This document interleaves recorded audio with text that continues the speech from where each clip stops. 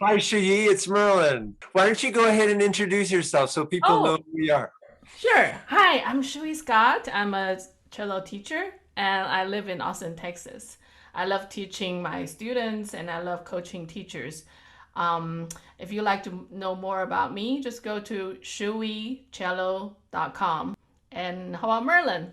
Nice. So I'm Merlin Thompson. I also have a website. It's at merlinthompson.com.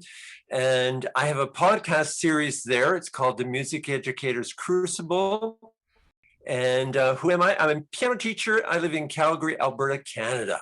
I'm really excited. I hope our conversation will get more teachers share their thoughts and questions so we can have more and more learning experience for both of us and for everybody in the teachers community. Sounds good. Absolutely great.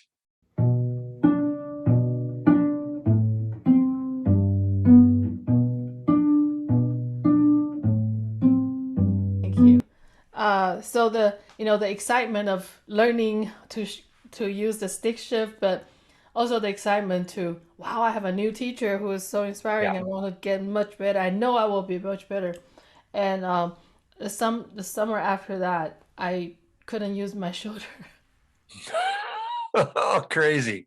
I couldn't use my shoulder, and went through the Western doctors and acupuncture, therapy, everything.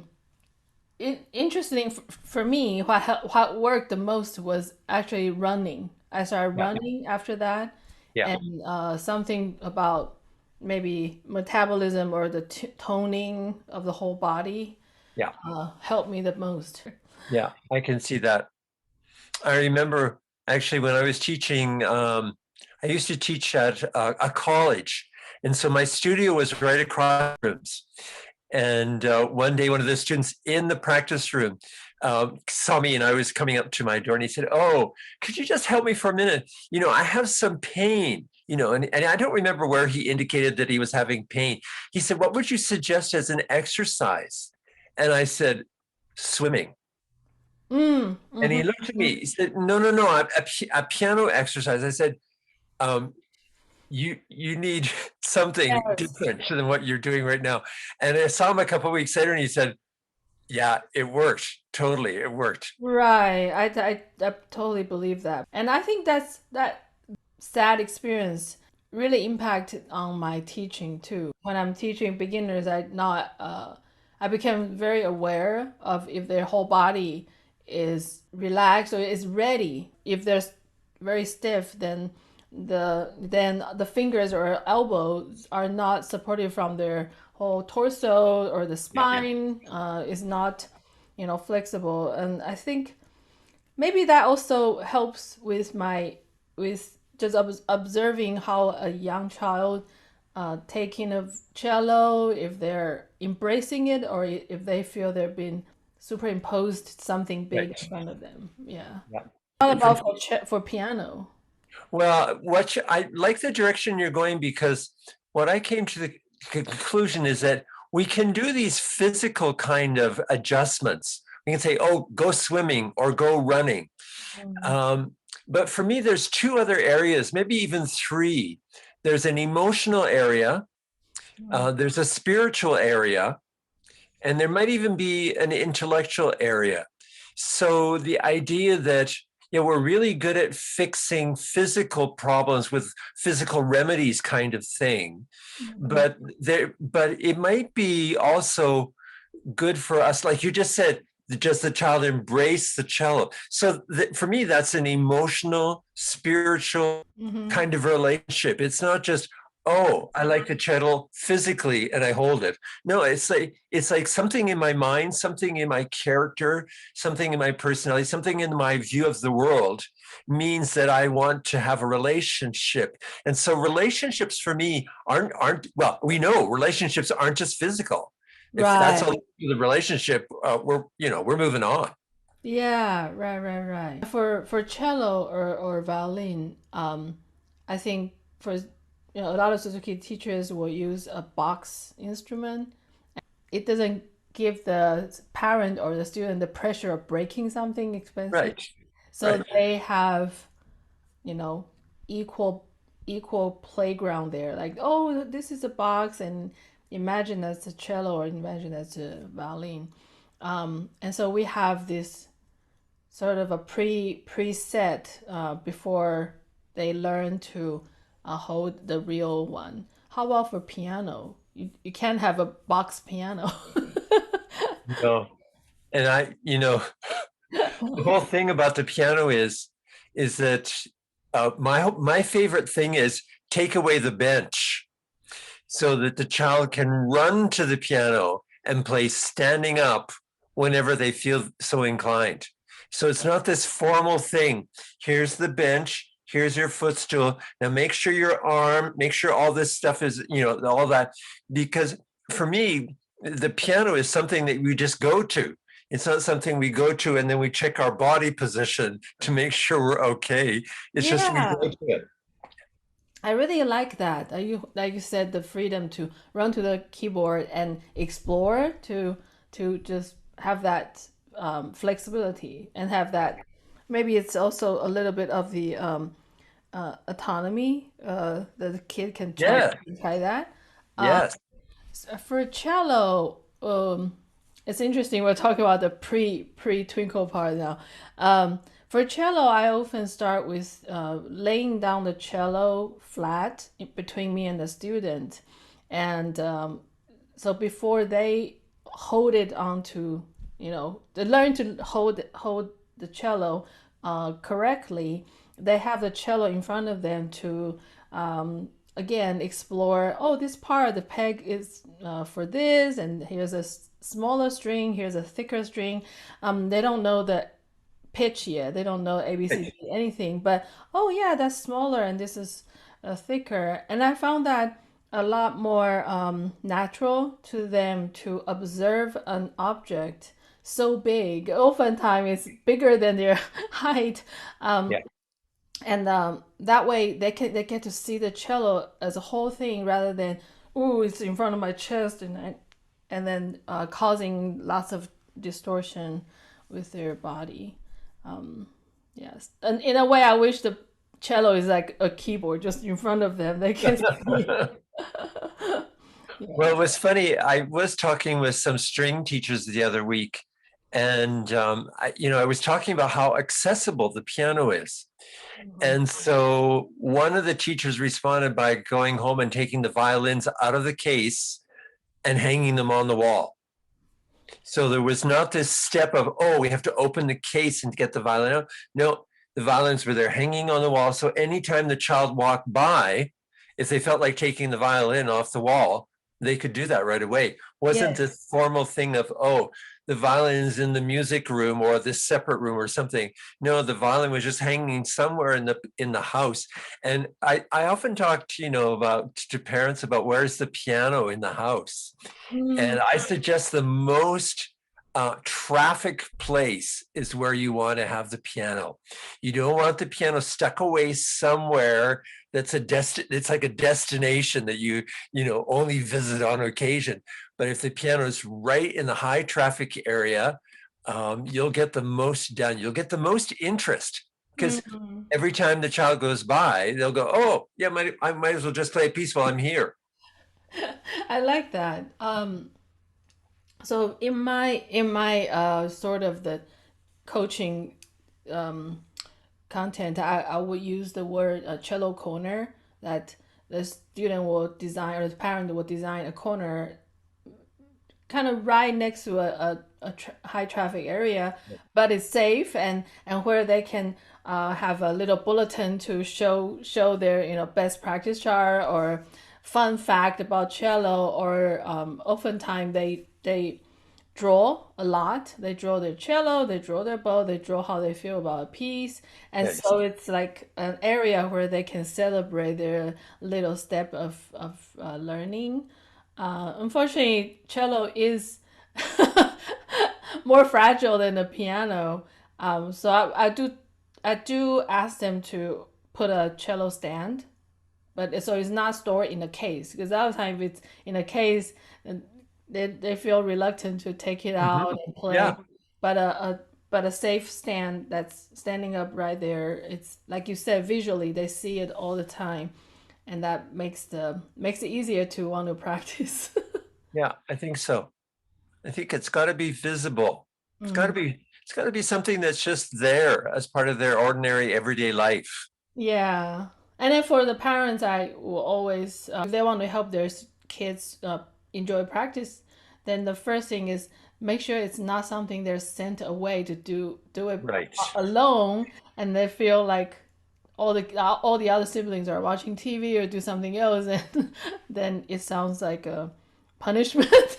Yes, it does. Mm. Yeah.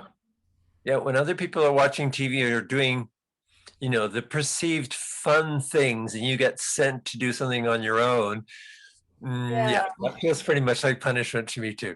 Yeah, that's right. So I think I will often suggest them to have either a quiet time or a reading time, and during the reading time, no, it's just a family quiet time. So everybody finds something quiet to do, and not so drastically different. Like one has to do some hard work, and the other is playing Minecraft or Right. games. Yeah. Um, Interesting. Yeah. So, yeah. So usually, when with my teacher participants, when I tell them, oh, put a cello in front of them to show the students this introduction of the instrument, they often find that interesting, because I think we tend to be eagerly show them, sit up straight and do the first pose this way, first second pose that way, um, and yeah, maybe that's where if we first jump into the formality of how a lesson should be like, we sort of miss that chance to connect with the child Mhm. Yeah. uh, more. Yeah, and that reminded me the the incidents the example that we talked about last week about the 5-year old doesn't want to listen to the parents. Um, or I think this week I read something is about a 4-year old doesn't want to listen to the teacher. um, do you usually take students that young I also? have in the past, I've taken everybody. I Yeah. think the youngest I ever did was 3. I had lots of 4-year-olds. Um, and it's always a question of, yeah, what do we do? What are we going to do? And can we do things together? Although, even I've had some students who I thought were I remember one mom, she described her daughter as being very bossy and she wanted to boss everybody around. And I realized, at a certain point in teaching her that I always remember she'd come in and we'd maybe do a couple things, and then I'd sense, oh, it's time for me to not be leading the way all the time. It's time for me to follow. She wants to take charge.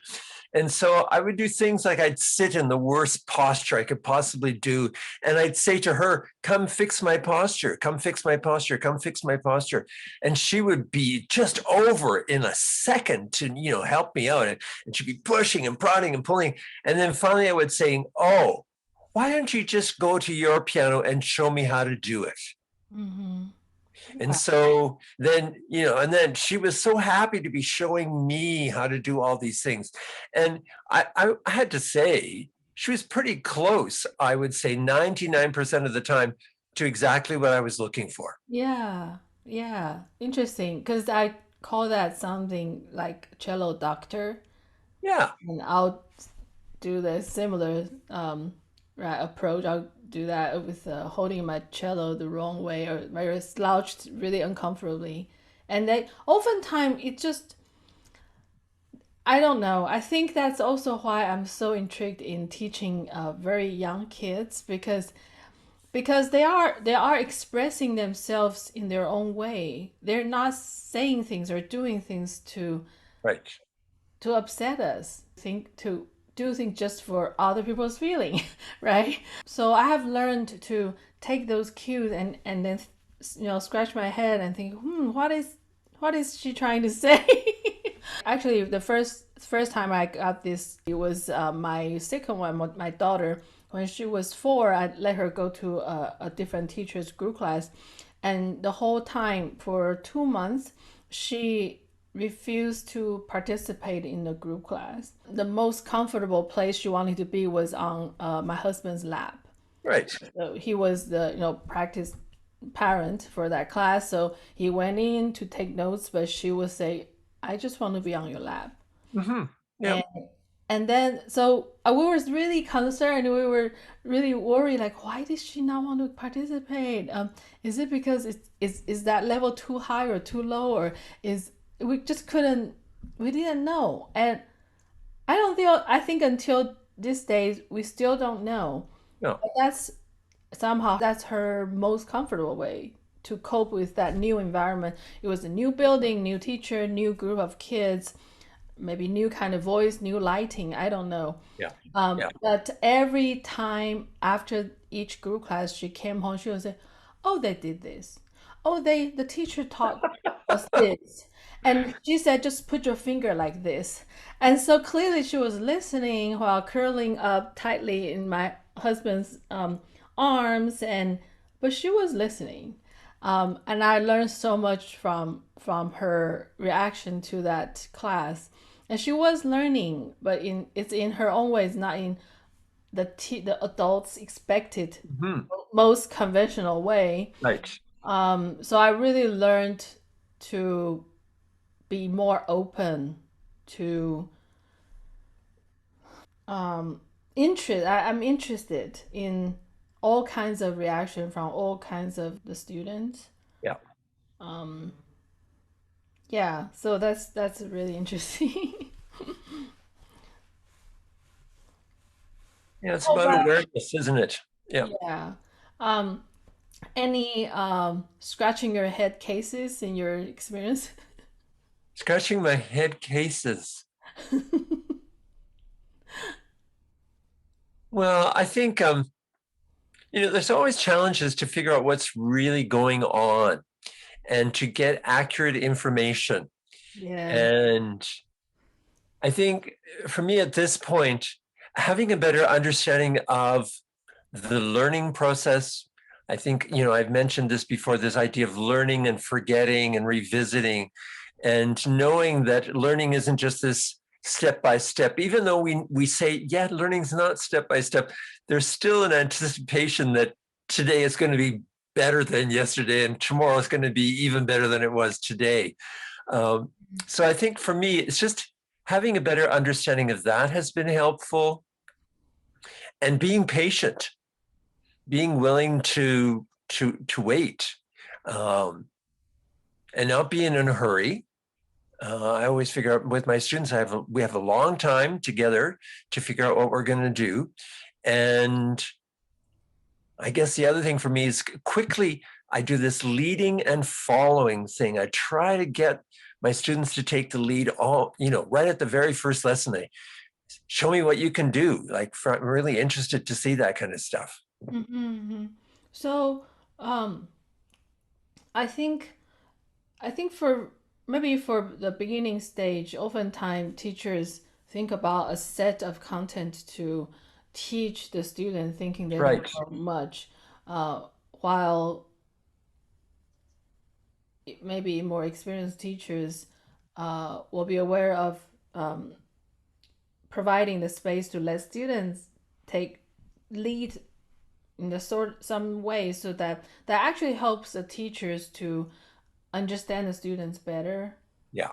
Um, and so we're avoiding this one-way communication that's top down, but giving them space to say something and let them feel comfortable, feel safe, um, to to share what they want to say or what they don't know, in so that it becomes more of a two-way communication. Yeah. Yeah. Yeah. I mean, when I first started teaching, I was very hands-on, helping them to sit, helping them get their hand on the piano, doing all this, do all this. And, 3 years ago, I started some new set of beginners. And for about the first 5 minutes, I just said, come with me. and I'm going to play stuff and you can watch and, you can do whatever you want. And then eventually they just said, okay, go to the other piano and let's see what you can do. And they had to go to the other piano. They had to find the two black keys on their own. There was nobody that was going to help them find the two black keys. They had to find the two black keys.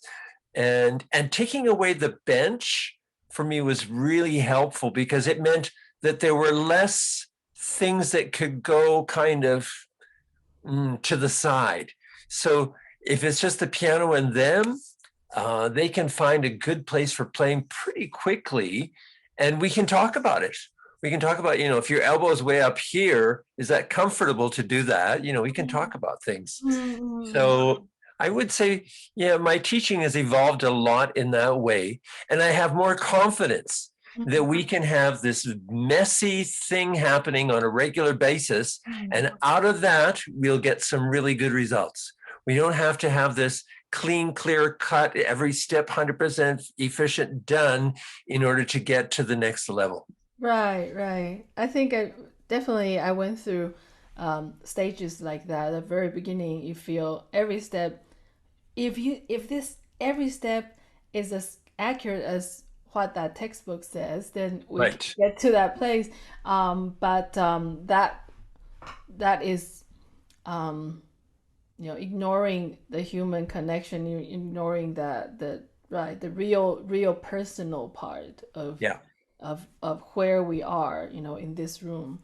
Um, and I think that's also the part that's hard to coach, though, don't you think, when we try to help new teachers and they see the fact that, point A, B, C, D, E, so I get F Right. successfully, but actually between A and B, or between B and C, there will be confusion. And so in your case, how do you help the teachers see the cues? Because I think what I'm trying to say is that a lot of teachers see, oh, there's a mistake, I must stop that. Right. Must stop that from happening, rather than, oh, this is mistake, but it's because she's trying to figuring it out by herself. So it's gonna be a little bit hit the wall here and then turning to a different corner and come back, right? I found that part really hard to coach. I think one thing that really helped me was at a certain point, I realized that I couldn't really control what was going on at home. And it would actually be to my advantage not to try to control at home. And instead of that, to anticipate what would be going on at home.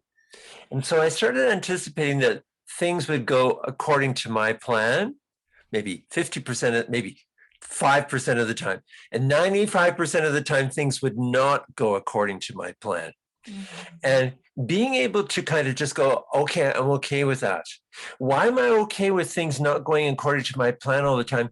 Because I see that the child or the student and the family is invested in the process.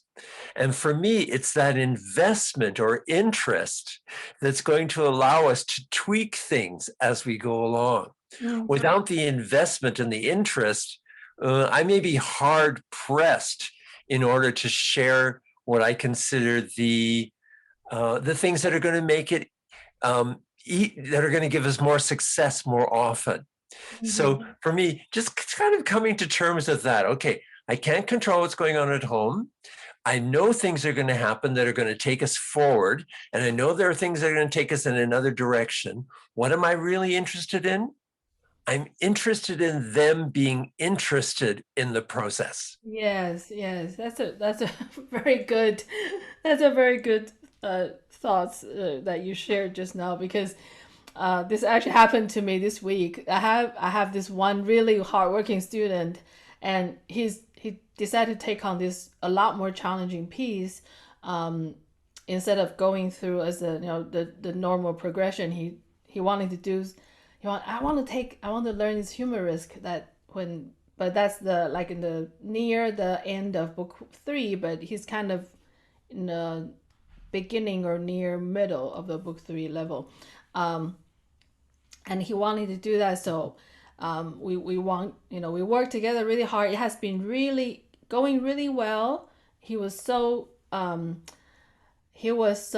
encouraged. He was so inspired. He wanted to really try this challenge. And last week, I recorded some part of the most difficult, challenging spots to let him watch. So I thought, okay, with this video, he should practice it very well. Right. It turned out that he did follow what I asked him to do. Practice certain spots 10 times and watch my video. But the outcome was not as good. And I was totally surprised. And I think this is the third week of taking this challenge that we decide together. I think he started to think that he almost know all the notes very well, so he must be fine. So we after this shock where he was like, "Whoa, what happened to this? You're not holding you're not traveling or shifting right correctly with your arm and stuff like that." And the bowing was wrong. I think both of us probably got a little bit, on guard, like, oh yeah, it's going to very well. And I think just like what you said, I I thought that providing him the extra video would help him and play much better and more successful. But that's not the equation. No, that shouldn't be. I made the mistake of thinking like giving him the video, he will play a lot better. But actually, really depends on, like you said, the process. How did they invest in the process? It could be that he watched it one time and he thought, "Oh, I watched the video. I must be better now." And perhaps the 10 times that he practiced was the different quality or different investment of his attention than the previous 2 weeks or something. I didn't really ask him that, but I know he did tell me that he practiced. He spent less time on the cello this week than the previous 2 weeks. So just like you said, we should never, as teacher, we should never take anything granted. Like, 1+1 does not equals 2. Sometimes 1+1 equals to 0.5. Yeah. Yeah. So it will be interesting just to watch this young person over the next couple of weeks and see where the trajectory goes. So this is just what happened in 1 week, but there's lots more to come, and there's lots more variation in the future. I imagine as well.